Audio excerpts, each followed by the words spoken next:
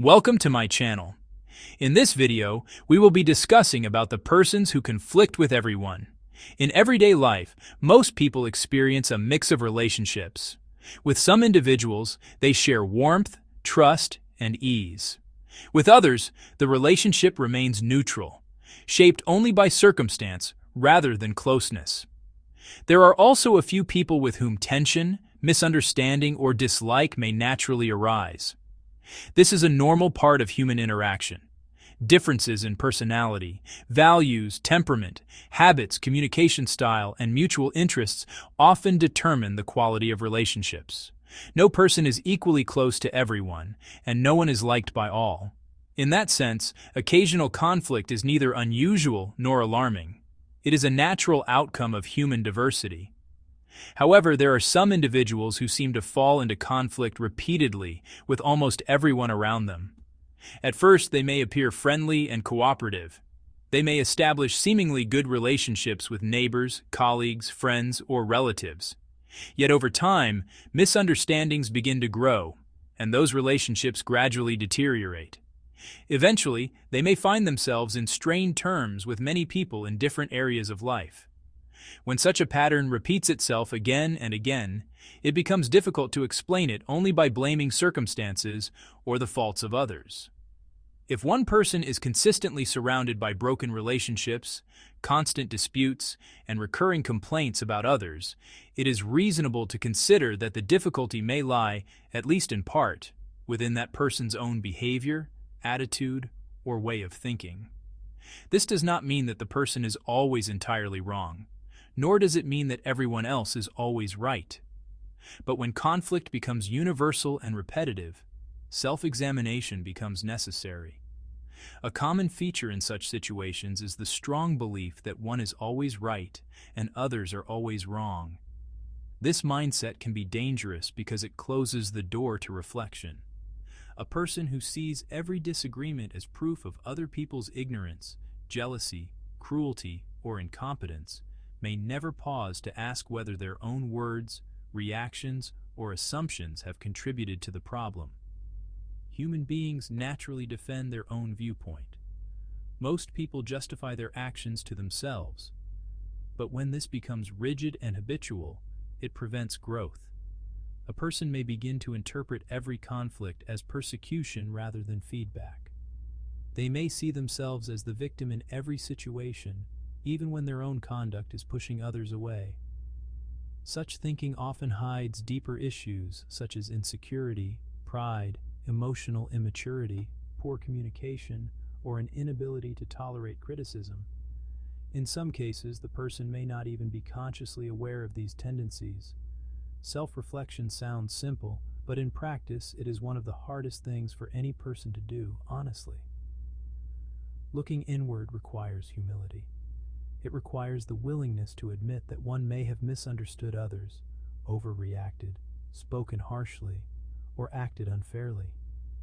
Many people resist this process because it threatens their self-image. It is often easier to point fingers than to look in the mirror. Blaming others protects the ego. Introspection, by contrast, demands courage. It asks a person to consider uncomfortable truths about their own habits and attitudes. For individuals who are deeply defensive or proud, this can feel almost unbearable. This is why some people continue repeating the same relational mistakes for years. They lose friends, damage family ties, create tension at work, and still believe that the fault lies entirely outside themselves. The answer is yes, but not always, and not easily. Some people do eventually realize their mistakes. This realization may come through repeated failures in relationships, loneliness, emotional pain, social rejection, or honest feedback from someone they deeply trust. Life itself can become a teacher. After enough broken ties, a thoughtful person may begin to ask, "Why does this keep happening to me?" That question can become the beginning of wisdom. However, not everyone reaches that point. Some remain trapped in denial throughout their lives. They continue to accuse, complain, and resent without ever recognizing the role their own behavior has played. Their lack of self-awareness becomes a barrier to both peace and personal growth. Whether such people change depends on several factors: their openness to feedback, their emotional maturity, their willingness to question themselves, and sometimes the seriousness of the consequences they face. Change is possible, but it requires honesty and effort. A healthy person does not assume that every conflict is their fault, but neither do they assume that every conflict is someone else's fault. Instead, they ask balanced questions. Did I communicate respectfully? Did I listen properly? Was I too quick to judge? Did I react from anger rather than understanding? Could I have handled this better? These questions do not weaken a person. On the contrary, they strengthen character. Self-awareness improves relationships because it helps people correct harmful patterns before those patterns become permanent. Introspection is not self-blame, it is self-correction. It allows a person to grow in wisdom, patience, and empathy. It also helps them distinguish between situations where they truly were wrong and situations where they were not. Conflict with a few people is normal. Conflict with almost everyone is not. When a person repeatedly finds themselves in bad relations with others across different settings, it is sensible to consider that the issue may not lie only in the world around them, but also within themselves.